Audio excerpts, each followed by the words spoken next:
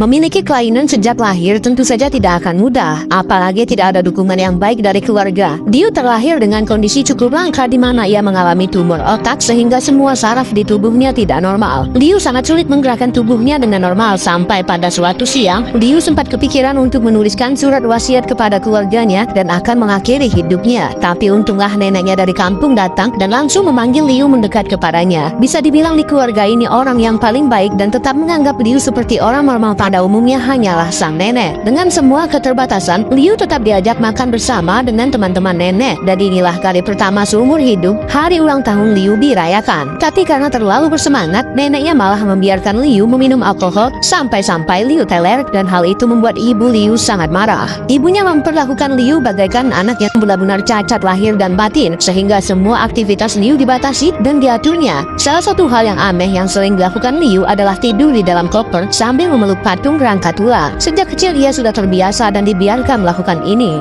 Walaupun memiliki keterbatasan fisik karena tumor otak yang dideritanya, Liu tetap saja berusaha melakukan semua hal dengan normal. Seperti yang dilakukannya saat ini, yaitu Liu mengikuti seleksi menjadi guru les bagi anak-anak SD. Tapi saat Liu mencoba mengajar, anak-anak ini malah mentertawakannya dan mengatakan Liu adalah bapak guru gila. Sang nenek yang menganggap Liu seperti manusia normal pada umumnya tentu saja mendukung langkah ini. Namun sayang, sekolah ini belum bisa menerima Liu tentu saja dengan alasan penyakit yang dideritanya. Tapi Liu sudah biasa dengan penolakan seperti ini. Karena sangat dekat dengan neneknya, Liu sering sekali ikut neneknya latihan paduan suara. Semua anggotanya adalah para orang tua yang ingin mencari kesibukan. Tapi paduan suara ini mengalami masalah karena drummer mereka malah mengundurkan diri. Sedangkan sebentar lagi akan ada pentas, dan nenek Liu malah berpikiran bahwa Liu akan dijadikan drummer pengganti. Tentu saja Liu tidak mau karena untuk berjalan saja susah, apalagi main drum. Liu tidak mau nanti paduan suara neneknya dianggap remeh seperti kejadian mereka di bus ini. Saat supir ngerem mendadak dan Liu terjatuh, supir ini malah menyalahkan Liu karena kekurangannya. Padahal supir inilah yang ceroboh.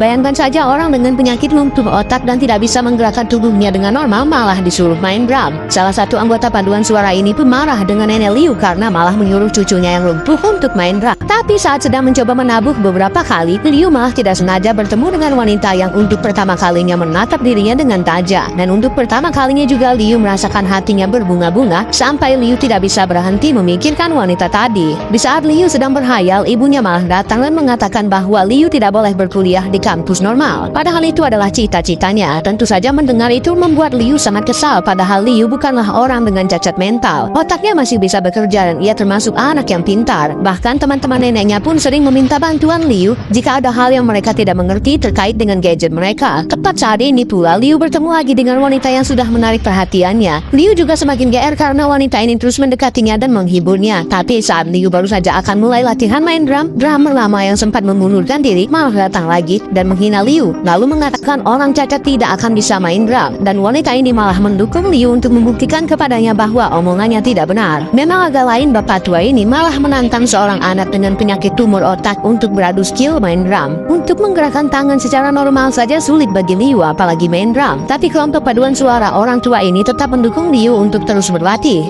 Walaupun drummer asli mereka sudah datang. Wanita yang baru saja Liu kenali di taman ini benar-benar membuat hatinya terbakar sampai membuat Liu setiap malam memikirkannya. Bahkan wanita itu terus hadir di mimpi Liu. Di mimpi ini Liu terlihat normal dan sehat sejahtera. Tapi saat dia terbangun dari tidurnya, ia benar-benar merasa sangat malu saat neneknya akan masuk kamar. Ternyata Liu mendapati bahwa celananya sudah basah dan tak mau neneknya melihat. Cepat-cepat Liu mencuci spraynya agar apa yang sudah terjadi saat tidur tidak ketahuan. Tapi ternyata neneknya peka dan mengatakan itu hal normal. Liu juga tetap bisa bereproduksi walaupun dia tumor otak, dan itu adalah tanda bahwa Liu sudah dewasa. Dengan semua keterbatasannya, Liu tetap bertekad ingin hidup seperti orang normal dan ia pun mencoba melamar pekerjaan di sebuah kafe. Neneknya pun juga diam-diam mengikuti Liu. Manajer kafe menjelaskan bahwa sebenarnya mereka mencari orang normal karena pekerjaan ini sangat berat. Tapi Liu malah berjalan keliling kafe dan melihat semua menu di dinding. Lalu saat dia kembali menghadap manajer, Liu bisa menyebutkan ulang semua menu di sana dan Liu berkata, walaupun ia cacat tapi ingatannya sangat tajam dan bisa belajar dengan cepat.